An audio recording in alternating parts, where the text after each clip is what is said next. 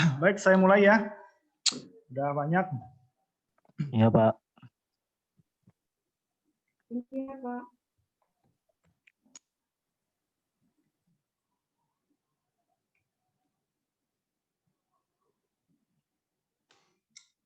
Oke, assalamualaikum warahmatullahi wabarakatuh. Waalaikumsalam warahmatullahi wabarakatuh. Waalaikumsalam warahmatullahi wabarakatuh. Oke, selamat siang dimanapun Anda berada. Semoga dalam keadaan kondisi sehat walafiat dan mendapatkan kesehatan ya. Semoga pandemi cepat berlalu dan bisa kembali ke aktivitas yang sebelumnya dengan lancar. Baik, ini pertemuan ke-9 dan kita masih di materi tentang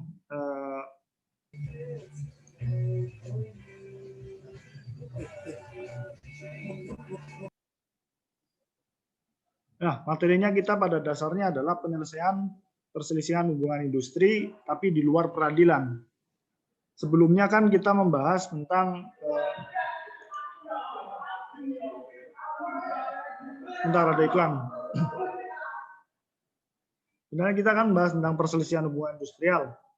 Nah, tapi setelah saya melihat review materi belakangan, terutama materi tentang PHK itu kurang diberi porsi dan perlu pembahasan yang lebih mendalam.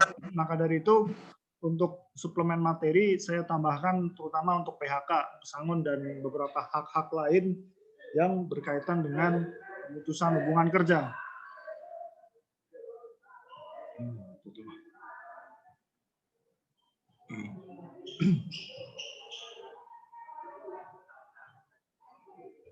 Benar. Oke, kita akan membahas tentang PHK ya, atau pemutusan hubungan kerja.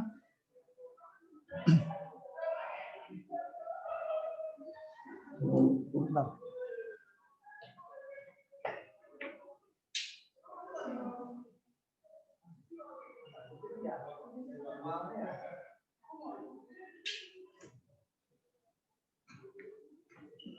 Oke, kita membahas tentang hubungan kerja terlebih dahulu. Setelah sebelumnya kita membahas bahwasanya hubungan industri itu berdasarkan hubungan kerja. Ya. Jadi hubungan kerja yang pada dasarnya adalah perikatan adalah hubungan antara pekerja dengan pengusaha yang menghasilkan hak dan kewajiban. Yang dalam hal ini adalah adanya semacam relasi kuasa. Yang mana pengusaha memiliki kewenangan untuk memerintah kepada buruh, ya, sedangkan buruh memiliki hak mendapatkan upah atas pekerjaan yang dia lakukan dalam menjalankan perintah terhadap perintahnya majikan. Jadi hubungan kerja itu adalah perikatan ya yang memiliki unsur-unsur tadi, pekerja, upah, perintah, dan pengusaha. Nah, perikatan itu bisa batal. Maksud saya bisa berakhir dengan sebab-sebab sebagai berikut. Ya. Jadi hubungan kerja bisa berakhir ketika pekerjanya meninggal dunia, sudah jelas, sudah tidak bisa dimintai pertanggungjawaban. Kemudian berakhirnya jangka waktu perjanjian kerja. Dalam hal ini adalah perjanjian kerja waktu tertentu. Kemudian yang ketiga, adanya putusan pengadilan dan atau putusan atau penetapan lembaga penyelesaian perselisihan hubungan industrial yang telah mempunyai kekuatan hukum tetap, atau adanya keadaan atau kejadian tertentu yang dicantumkan dalam perjanjian kerja, peraturan perusahaan, atau perjanjian kerja bersama yang dapat menyebabkan berakhirnya hubungan kerja. Ya. Jadi pada intinya berakhirnya hubungan kerja ini atau PHK ini ya menyebabkan konsekuensi hilangnya hak dan kewajiban, hilangnya status pekerja atau buruh, dan hilangnya unsur perintah. Kita kan ya bahas tentang hubungan kerja nih. Ada pekerja, ada buruh, ada upah, ada perintah. Nah, ketika berakhir, unsur status pekerjanya jadi hilang, status pengusahanya jadi hilang, ya maksudnya pengusaha dalam hubungan kerjanya jadi hilang, kemudian upahnya nggak ada dan perintahnya nggak ada. Artinya hak dan kewajiban bagi kedua belah pihak sudah tidak ada lagi hubungan kerja. Makanya PHK nggak memungkinkan orang untuk pengusaha untuk tetap memerintahkan buruh lagi nggak ada karena sudah tidak ada hubungan kerja, sudah berakhir gitu. Tidak ada kewajiban pengusaha untuk mengupah buruh ketika hubungan kerjanya sudah berakhir. Nah, PHK ini bisa diinisiasi oleh kedua belah pihak. Ya, berakhirnya hubungan kerja bisa diinisiasi oleh kedua belah pihak. Bisa pekerjanya yang minta atau pengusahanya yang minta, tergantung kemauannya masing-masing gitu.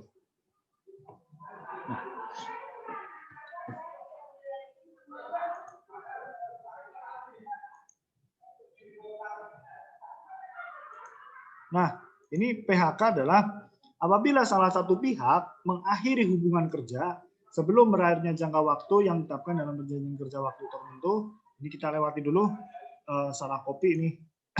Nah, pemutusan hubungan kerja adalah pengakhiran hubungan kerja karena suatu hal tertentu yang mengakibatkan berakhirnya hak dan kewajiban antara pekerja atau buruh dan pengusaha. Jadi PHK itu pengakhiran hubungan kerja. Hubungan kerjanya yang sudah dibuat itu berakhir karena hal tertentu. Nah, yang akan kita bahas di sini adalah hal tertentu. Apa saja yang bisa mengakhirkan hubungan kerja? Selain hal-hal ini ya, pekerja meninggal dunia, berakhirnya jangka waktu perjanjian kerja, dan yang lain-lain, ada hal-hal tertentu yang membuat seseorang itu di PHK atau sah untuk di PHK gitu. Yang mengakibatkan berakhirnya hak dan kewajiban antara pekerja atau buruh dan pengusaha. Jadi setelah ada PHK kemudian berakhir gitu ya, tidak ada kewajiban lagi gitu. Nah, yang akan banyak kita bahas adalah satu hal tertentu ini. Hal tertentu yang sebab-sebab apa kemudian PHK itu terjadi dan bagaimana hak-hak yang akan diterima ya oleh buruh ketika dia PHK gitu, ketika mengalami PHK, pemutusan hubungan kerja. Nah, PHK pada dasarnya adalah pengusaha, pekerja atau buruh, serikat pekerja atau serikat buruh, dan pemerintah dengan segala upaya harus mengusahakan agar jangan terjadi pemutusan hubungan kerja. Jadi di sini ditekankan bahwa dalam Undang-Undang Ketenagakerjaan ditekankan PHK itu dengan dalih apapun, ya, dengan alasan apapun, sebaiknya memang tidak terjadi, ya, tidak terjadi pemutusan hubungan kerja. Akan tetapi dalam hal segala upaya telah dilakukan, tetapi tidak dapat dihindari, maka maksud pemutusan hubungan kerja wajib dirundingkan oleh pengusaha dan serikat pekerja atau serikat buruh dengan pekerja atau buruh apabila pekerja atau buruh yang bersangkutan tidak menjadi anggota serikat pekerja atau serikat buruh. Jadi kalau benar-benar sudah nggak bisa nih, mentok nih, tetap pengen ada hubungan kerja, maka harus ada perundingan, ya. Harus ada perundingan pengusaha dan serikat pekerja. Dan dalam hal perundingan tidak menghasilkan persetujuan, ya, pengusaha, ya, jadi hanya pengusaha nih, hanya dapat memutuskan hubungan kerja dengan pekerja atau buruh setelah memperoleh penetapan dari LPPHI atau Lembaga Penyelesaian Perselisihan Hubungan Industrial. Nah, kalau ini ada keinginan dari pengusaha untuk mem-PHK seseorang, ya, kemudian terjadi terjadi dialog dan kemudian tetap kekeh pengusahanya ingin tetap mem-PHK seseorang. Nah, ketika perundingan ini mentok dan kemudian tidak menghasilkan persetujuan, nah, pemutusan hubungan kerja hanya bisa dilakukan lewat penetapan dari LPPHI. Jadi nggak bisa pemutusan hubungan sepihak, nah itu seperti nggak bisa. Intinya ada semacam, jadi gini, hubungan kerja yang berangkat dari kesepakatan, ya, perikatan itu kan artinya kedua belah pihak sama-sama sepakat ya untuk mengikatkan diri dalam satu perjanjian. Nah, putusnya pun sama ya. Ikatan itu putusnya sama, harus dengan persetujuan juga. Tidak bisa ya persetujuan itu lepas gara-gara satu pihak saja, nggak bisa, diputus sepihak nggak bisa. Rasanya nggak enak ya. Kalau sama-sama sepakat kan oke lah, sama-sama lepas dari masa lalu. Tapi kira-kira gitu. Kalau sebuah perikatan, ya lepasnya harus dari perikatan juga, ya, harus dari kesepakatan kedua belah pihak. Kalau kemudian kedua belah pihak sama-sama tidak sepakat, ya, maka selesainya harus dengan penetapan, gitu. Penetapan dari LPPHI. Nah, LPPHI ada di Disnaker, bisa di itu. Nah, ini sedapat mungkin tidak terjadi ya. Ini ragaannya saja. Sedapat mungkin tidak terjadi PHK. Kalau terjadi PHK bisa diselesaikan melalui perundingan. Kalau kemudian tidak bisa lewat penetapan LPPHI. Nah, ini perundingannya terdiri dari pengusaha, serikat pekerja dan pekerja. Nah, tetapi pengusaha bisa mem-PHK seseorang ya tanpa adanya dari LPPHI bisa. Dasarnya apa? Di pasal 154 ada kondisi di mana ya, ada kondisi di mana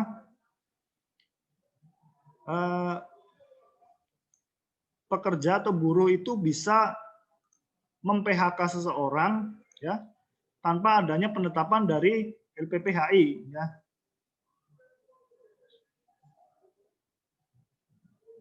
Nah, di pasal 154 ini disebutkan ya.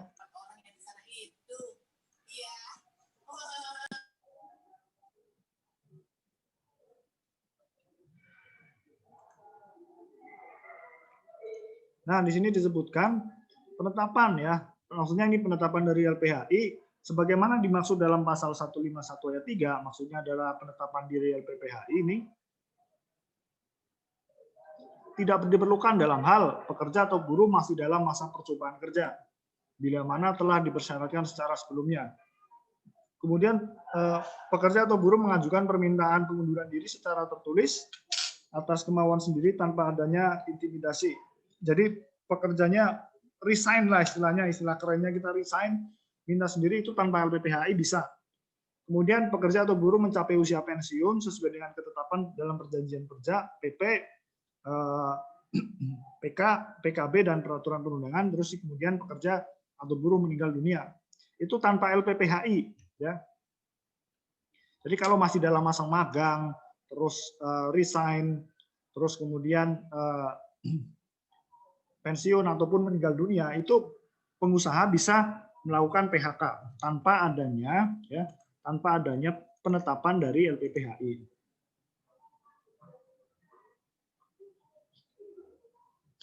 Nah, PHK tidak berlaku di pasal 153 ya. Pemutusan hubungan kerja yang dilakukan dengan alasan dalam pasal 153 batal demi hukum dan pengusaha wajib mempekerjakan kembali pekerja atau buruh yang bersangkutan. Apa isi pasal 153 ayat 1? Tidak bisa kita lihat di sini. Nah, pengusaha dilarang melakukan pemutusan hubungan kerja dengan alasan. Nah, ini hal-hal yang tidak diperbolehkan pengusaha sebagai dasar untuk melakukan PHK. Ya, ini kita bisa baca berhalangan masuk kerja atau sakit ya. Terus melakukan kewajiban negara, ibadah, menikah, perempuan hamil, terus mempunyai pertalian darah atau ikatan perkawinan dalam satu perusahaan, terus pekerja atau buruh menjadi anggota serikat pekerja, terus buruhnya mengadu kepada yang berwajib tentang perbuatan pengusaha yang tentang tindak pidana kejahatan, terus karena perbedaan paham agama, aliran politik, suku, warna kulit, dan yang lain tentang SARA ya. Pekerja buruh dalam keadaan cacat tetap, sakit akibat kecelakaan kerja atau sakit karena hubungan kerja yang menurut surat keterangan dokter dalam jangka waktu penyembuhannya tidak dapat dipastikan. Nah, 10 hal ini adalah hal-hal yang dilarang menjadi dasar dari pengusaha untuk memecat buruh. Kalau kemudian PHK-nya berdasarkan hal-hal tersebut, ya, maka PHK tersebut adalah batal demi hukum, yaitu PHK-nya tidak pernah dianggap ada. Karena PHK-nya tidak pernah dianggap ada, maka hubungan kerjanya belum berakhir. Jadi masih ada timbul hak dan kewajiban baik dari buruh maupun dari pengusaha untuk tetap melanjutkannya fungsi dari masing-masing. Gitu. Buruhnya tetap kerja, tetap dapat duit, pengusahanya tetap bisa memerintah. Gitu. Jadi PHK-nya nggak berguna gitu, batal demi hukum. Nah, sampai sini ada pertanyaan nggak untuk dasar-dasar PHK? Belum, Pak. Belum, Pak. Oh, belum. Belum, Pak. Yuk. Nah, kemudian ini kita bicara tentang hak dari dari buruh ya. Nah, dalam hal terjadi pemutusan hubungan kerja, pengusaha wajib membayar.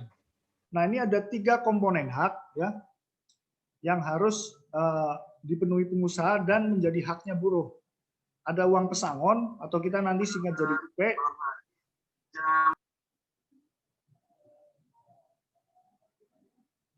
Ada uang penghargaan masa kerja dan uang penggantian hak yang seharusnya diterima atau kita singkat jadi UPH ya. Jadi ini uang pesangon, uang penghargaan masa kerja dan uang penggantian hak yang seharusnya diterima. Nah, ini masing-masing hak yang diterima dalam PHK ini beda-beda gitu. Besarannya beda-beda dan diberikannya pun beda-beda tergantung kondisi di mana dia di PHK gitu. Jadi nanti beda-beda uang pesangon, tidak semua orang yang di PHK itu dapat pesangon. Ya. Anda harus ingat nih, ini nanti tergantung PHK-nya kayak apa, haknya juga beda. Ya, dan nggak semua orang dapat uang penghargaan masa kerja dan juga tidak semua orang yang di PHK dapat uang penggantian hak. Nggak semuanya. Jadi ini 3 hal ya yang diberikan ya beda-beda, setiap buruh yang di PHK beda-beda. Ya.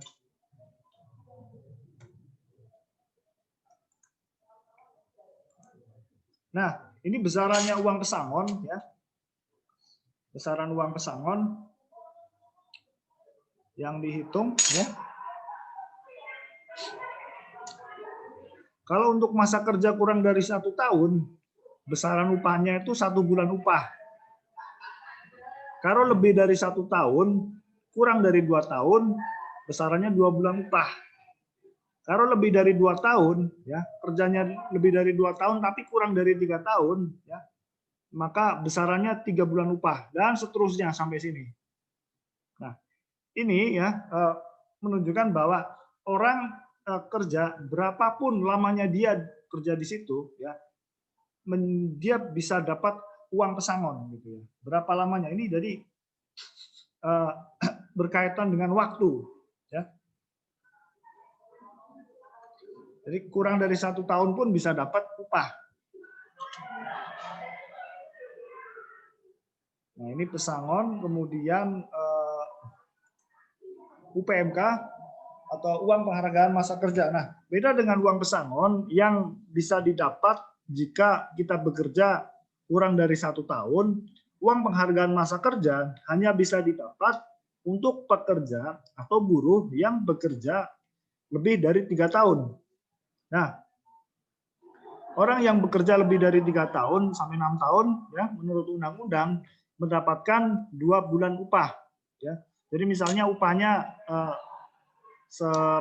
sebulan itu 5 juta, ya, berarti waktu 3 tahun, ya, 3 tahun 5 bulan, ya, dia PHK, ya, dia maka UPMK-nya sebesar 2 bulan upah, berarti 10 juta. Gitu.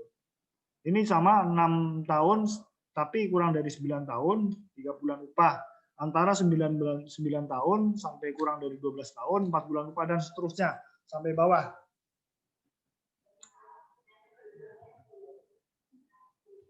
Nah, ini pesangon, UPMK, dan UPH. Nah, ini UPH, ya, uang penggantian hak yang diterima.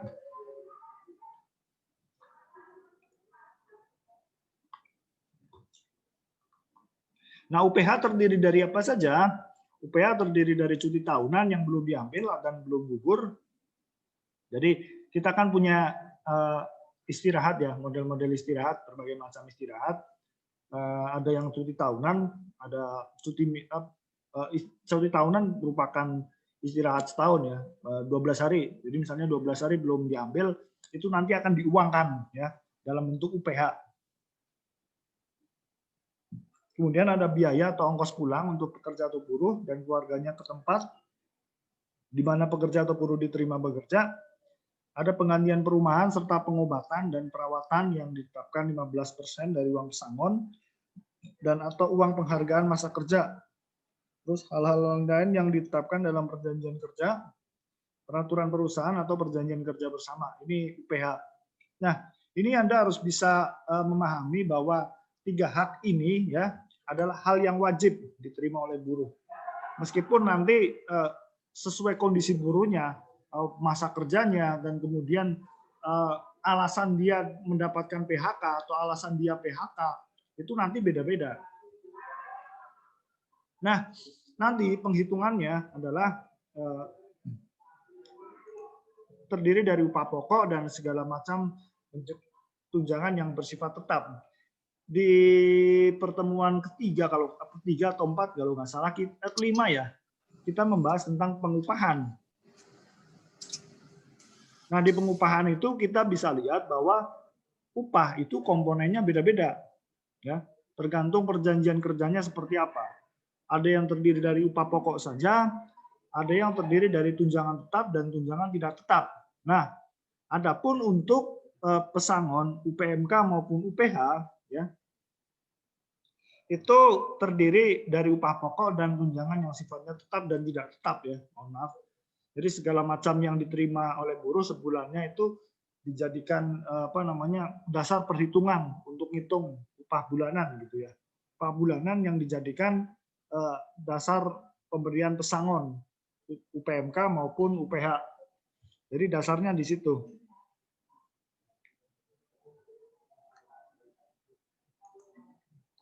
Ada pertanyaan mungkin?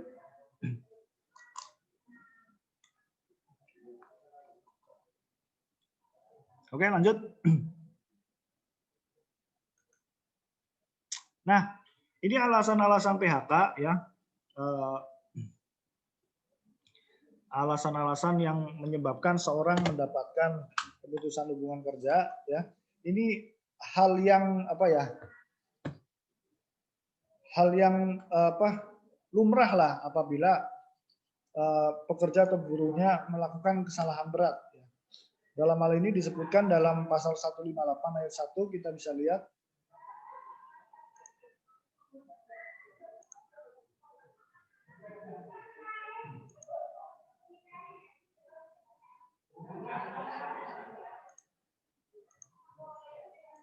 Pasal 158.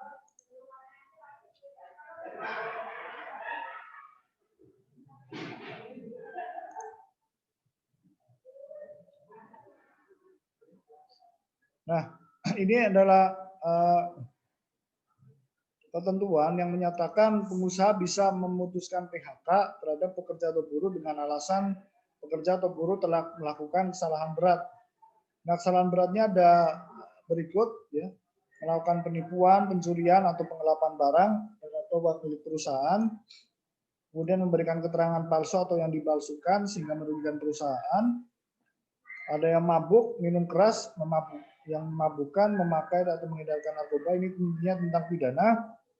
Melakukan perbuatan asusila atau perjudian di lingkungan kerja, ya, nggak boleh.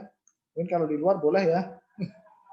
Menyerang, menganiaya, mengancam atau intimidasi teman sekerja. Anda membujuk teman sekerja atau pengusaha untuk melakukan perbuatan yang bertentangan dengan peraturan perundang-undangan.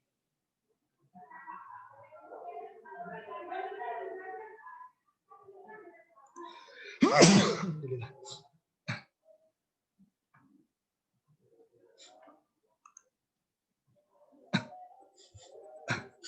Agak flu ya. Alhamdulillah.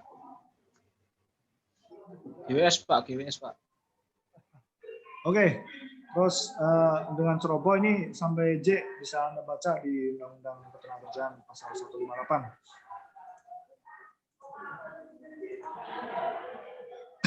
Nah, apabila dalam kondisi tersebut, maka yang bisa didapatkan dari buruh yang melaksanakan kesalahan berat adalah uang pengganti hak.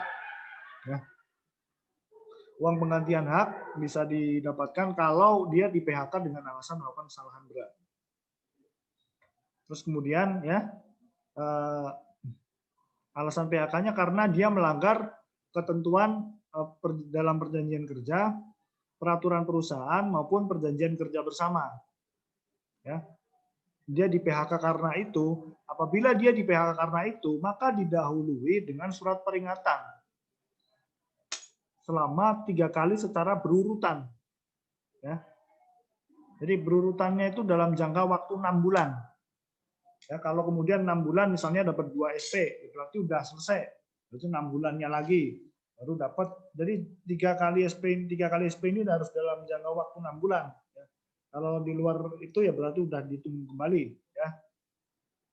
Nah kalau kemudian dia melanggar ini ya pelanggaran ketentuan ini, upah yang dia diterima atau hak yang dia terima adalah upah pesangon sebesar 1 kali dan uang pengganti masa kerja, ya sama 1 kali juga. Tapi kita harus lihat ketentuannya juga bahwa UPMK itu hanya berlaku untuk buruh atau pekerja yang bekerja lebih dari 3 tahun, ya di atas 3 tahun baru dia boleh kerja, baru boleh dia dapat UPMK gitu.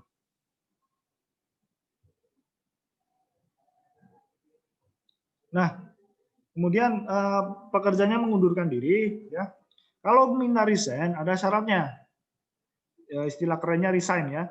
Mengajukan permohonan pengunduran diri secara tertulis 30 hari sebelum tanggal mulai pengunduran diri. Misalnya Anda mau mundur tanggal 20 Desember 2020, maka sebelum tanggal 20 November Anda harus mengajukan permohonan pengunduran diri. Jangan sampai lewat tanggal itu. Kalau lewat tanggal itu undang-undang tidak memberikan jaminan.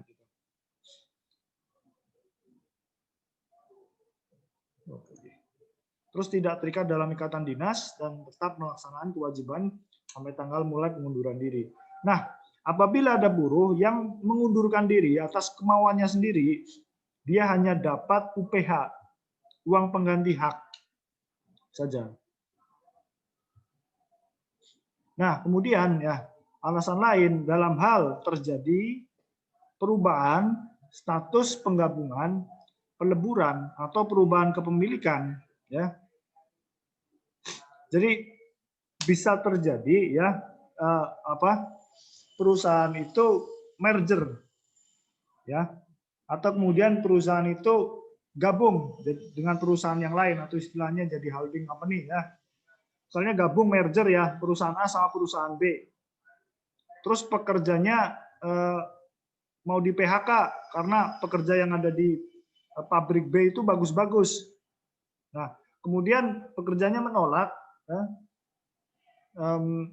Dalam kondisi seperti itu, pekerjanya menolak, maka dan tetap di PHK dia dapat upah segini. Upah pesangonnya 1 kali, UPMK-nya 1 kali, dan UPH-nya 1 kali. Nah, kemudian dalam hal pengusahanya yang menolak. Tadi kan pekerjanya menolak, pengusahanya menolak. Ya dapat upah pesangon 2 kali, ya, UPMK-nya 1 kali, dan UPH-nya 1 kali. Lebih besar di sini, lebih menguntungkan buruh apabila yang menolak adalah pengusahanya, gitu. Jadi kalau di sini pekerjanya nggak mau gabung dan milih PHK, dia dapatnya cuma segini. Tapi kalau kemudian ya pengusahanya menolak buruh yang lama di perusahaan yang baru, maka kewajiban memberikan uang pesangon adalah 2 kali, UPMK 1 kali, dan UPH-nya 1 kali. Itu alasannya itu. Nah, kemudian alasan karena perusahaan tutup atau mengalami kerugian. Nah, ketentuannya tentu beda-beda ya. Kalau kemudian perusahaannya tutup ya karena mengalami kerugian, selama 2 tahun berturut-turut atau force majeure atau keadaan force majeure, maka uang pesangonnya sebesar 1 kali, UPMK-nya 1 kali, dan UPH-nya 1 kali.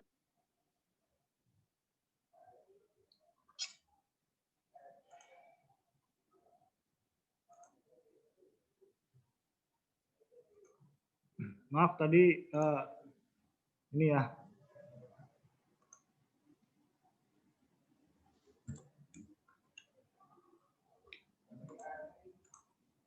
Nah, dalam hal perusahaan tutup ya, karena mengalami kerugian 2 tahun secara berturut-turut maupun force majeure itu istilahnya keadaan yang mendesak yang membuat perusahaan itu merugi gitu ya. Maka upah uang pesangonnya sebesar 1 kali, uang pengganti masa kerja sebesar 1 kali, dan UPH-nya 1 kali. Tapi kerugian 2 tahun berturut-turut ini harus dibuktikan dengan laporan keuangan 2 tahun terakhir yang telah diaudit oleh akuntan publik. Jadi harus bisa dibuktikan bahwa perusahaan itu benar-benar rugi 2 tahun.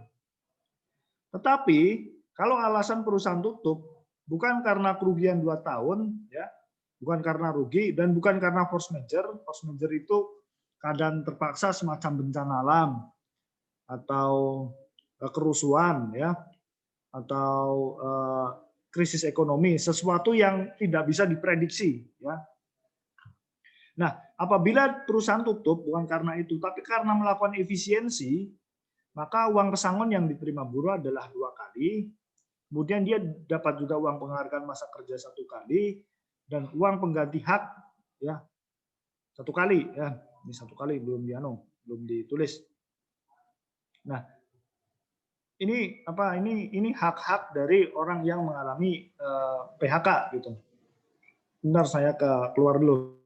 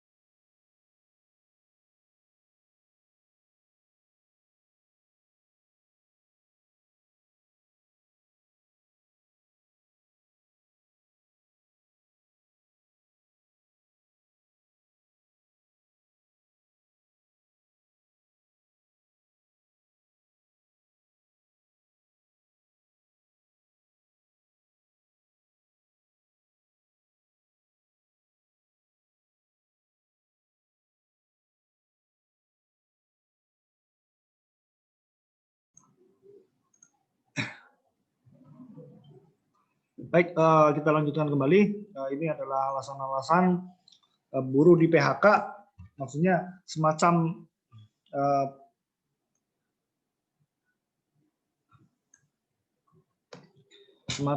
apa ya, dasar bagi pengusaha untuk melakukan PHK terhadap buruh, dan juga pedoman untuk memberikan hak-hak buruh setelah mereka di PHK. Ada yang lain lagi, misalnya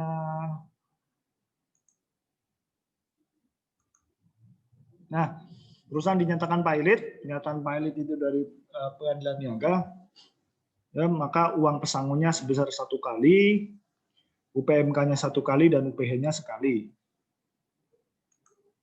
Nah, kemudian alasan PHK yang lain, karena pekerja memasuki usia pensiun, misalnya sudah pensiun. Nah, ini nanti beda-beda juga yang apa namanya, komponennya beda-beda.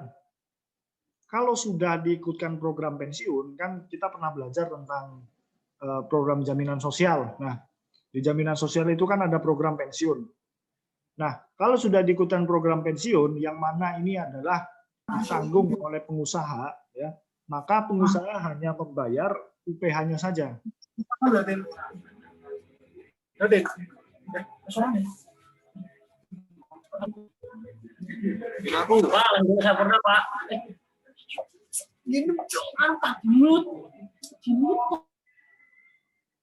Halo, kenapa? Oke, lanjutkan. Terus kemudian manfaatnya lebih kecil. Jadi dia ikut program pensiun, tapi ternyata manfaatnya lebih kecil, ya. Manfaatnya lebih kecil dari apa namanya, dari yang dia terima sebelum dia ikut gitu. Sebelum dia lebih kecil dari gaji dia, upah dia bulanan dia di tempat kerjaan sebelumnya. Maka pengusaha membayar sebesar ini 2 kali uang pesangon dan 1 kali PMK. Dan kemudian kalau tidak ikut sertakan dalam program pensiun, maka buruh mendapat 2 kali uang pesangon, 1 kali PMK dan UPH.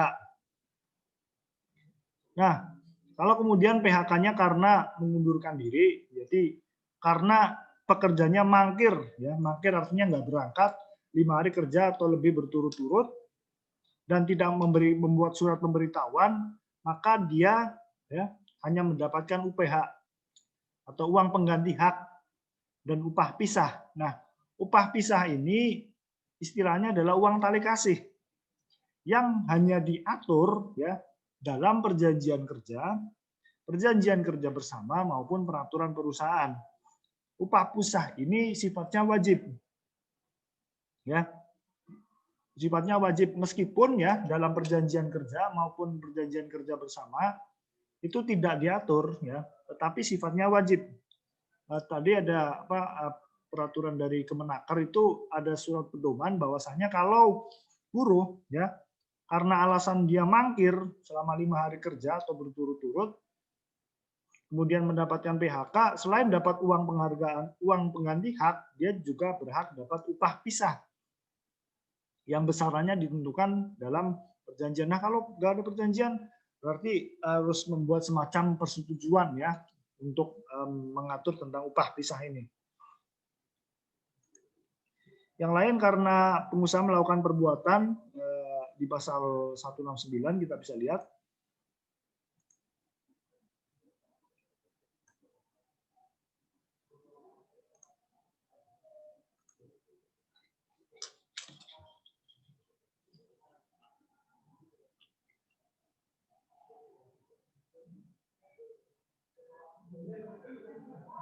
Nah, ini disebutkan bahwa pekerja atau buruh dapat mengajukan permohonan pemutusan hubungan kerja kepada lembaga penyelesaian perselisihan hubungan kerja dalam hal pengusaha melakukan perbuatan sebagai berikut, ya.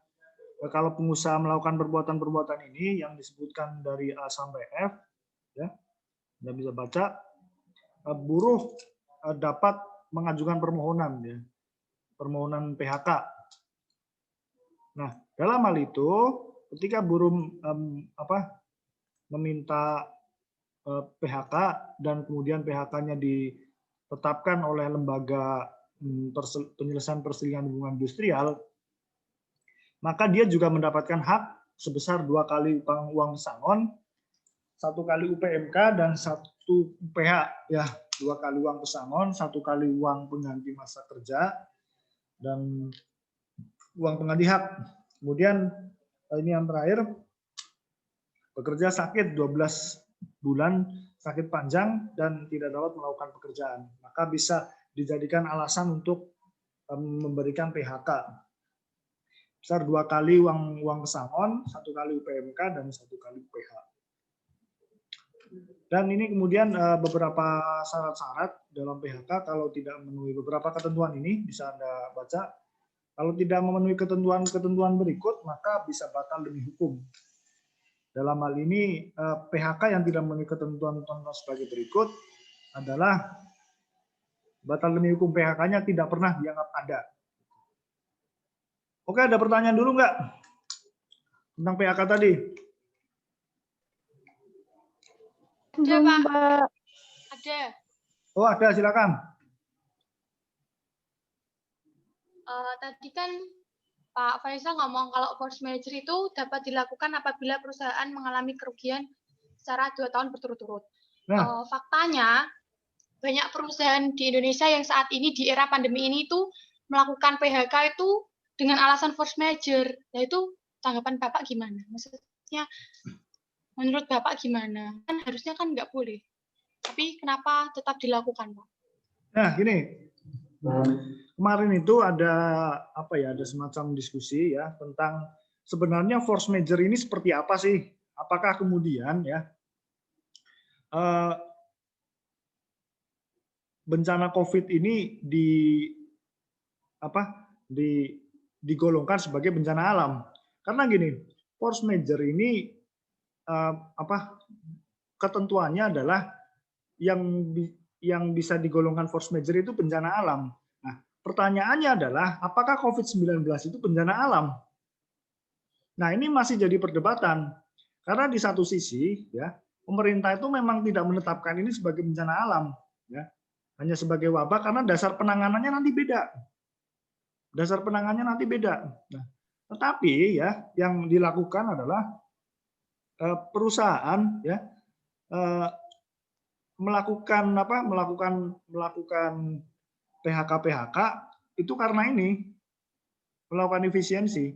Di satu sisi COVID ini menjadi perdebatan force majeure atau tidak, tetapi di satu sisi karena pendapatan perusahaan menurun, tetapi di satu sisi harus ada harus tetap produksi dan harus memberikan upah dan yang lain-lain, maka ketentuan yang paling gampang yang bisa diperoleh adalah karena bukan force majeure. Karena melakukan efisiensi. Meskipun dengan syarat ya UP dan UPMK dan UPH-nya itu lebih besar. Gitu. Tapi di undang-undang tidak disebutkan apakah ini fakultatif atau apa satunya saya agak lupa. Jadi gini, kalau undang-undang menyatakan ya sebuah dua hal itu ya, gini aja lah gampangnya deh. Kita buka dulu pasalnya ya Bang. Saya agak susah. Nah ini pasal 164.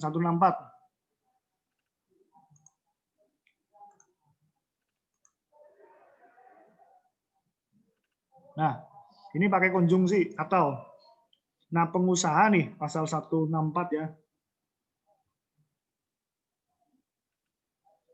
Pengusaha dapat melakukan PHK karena perusahaan tutup yang disebabkan perusahaan mengalami kerugian secara terus-menerus atau keadaan memaksa.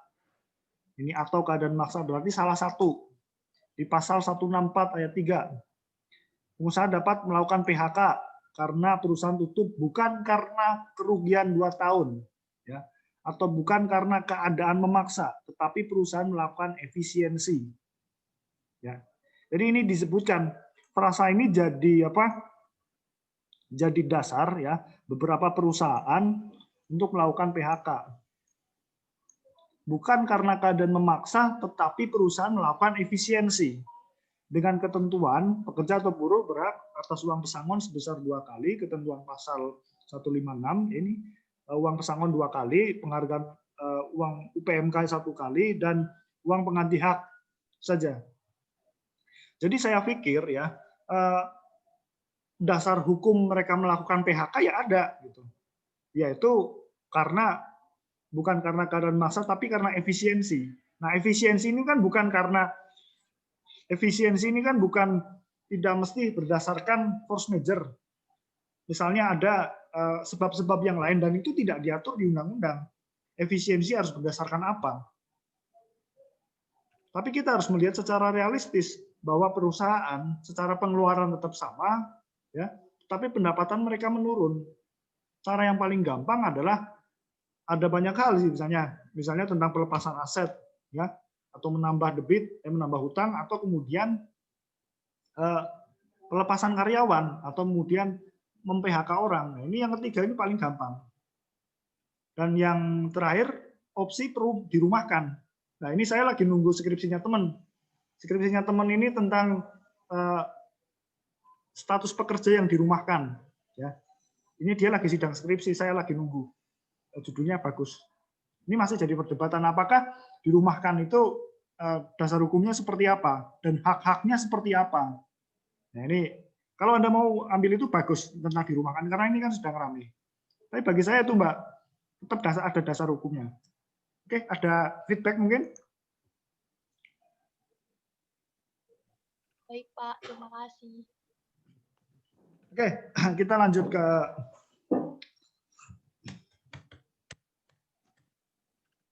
kita lanjut ke sini, ke perselisihan hubungan industri yang di luar peradilan. Nah, harus dipahami bahwa hubungan industrial dalam beberapa titik akan menyebabkan yang namanya perselisihan. Nah, kita bisa lihat bahwa ada 4 macam perselisihan. Ada perselisihan hak, ada perselisihan kepentingan, perselisihan PHK, dan perselisihan antar serikat buruh dalam satu perusahaan. Nah, itu ada 4 hal ya. Tapi secara sederhana, perselisihan hubungan industrial itu kan ada 4. Ya. Awalnya dilakukan secara bipartite terlebih dahulu. Bipartite itu secara negosiasi, jadi antara buruh dan pengusaha saja. Nah, di pertemuan sebelumnya kita sudah membahas adanya lembaga bipartite yang berisi ya perwakilan buruh dan perwakilan pengusaha bertemu dalam lembaga bipartite, dan dalam lembaga bipartite ini punya kewenangan untuk menyelesaikan berbagai masalah, terutama dalam perselisihan hubungan industrial. Nah, kalau kemudian dalam bipartite ini secara 30 hari berhasil, maka sudah selesai ya permasalahannya karena diselesaikan secara internal. Kalau kemudian gagal ya, secara bipartite ini gagal, maka diselesaikan lewat instansi ketenagakerjaan. Yang mana dia menawarkan 2 hal. Jadi ada masalah nih, bipartite gagal, secara dialog gagal. Kemudian ke instansi ketenagakerjaan. Nah, instansi ketenagakerjaan sendiri nanti menawarkan 2 jalan, ya, mau arbitrase atau konsiliasi. Dalam hal para pihak tidak memilih, maka akan dilakukan semacam mediasi, ya, lewat mediator. Jadi pilihannya cuma 2, arbitrase atau konsiliasi. Kalau nggak mau milih, dipilihkan. Ya, dipilihkan yaitu lewat jalan mediasi. Nah, tetapi arbitrase dan konsiliasi kewenangannya terbatas. Arbitrase itu hanya bisa menangani perselisihan kepentingan dan perselisihan antar serikat pekerja atau serikat buruh. Kalau kemudian konsiliasi kepentingan, PHK, dan perselisihan antar serikat pekerja atau serikat buruh dalam satu perusahaan. Jadi kewenangannya beda-beda, meskipun milih, tetapi kewenangannya beda, dan nanti prosesnya juga beda gitu. Antara konsiliasi dan arbitrase, ketentuan dalam penyelesaiannya berbeda. Kenapa berbeda, Pak? Ya karena ketentuan undang-undang. Orang fakultas hukum kalau ditanya kenapa itu salah, ya jawabannya karena undang-undang menyatakan itu salah. Itu cara berpikir normatif ya. Kita nggak bisa atau kemudian ilmu hukum itu nggak bisa menjawab permasalahan secara apa ya, secara holistik, itu belum nggak bisa. Misalnya fakultas hukum apakah bisa menjelaskan bahwa kemiskinan itu, kenapa kemiskinan itu terjadi? Nah, aturan nggak bisa menjelaskan seperti itu. Ilmu kita terbatas ya, ilmu hukum itu terbatas. Nah, ini penyelesaian secara bipartit di dalam apa?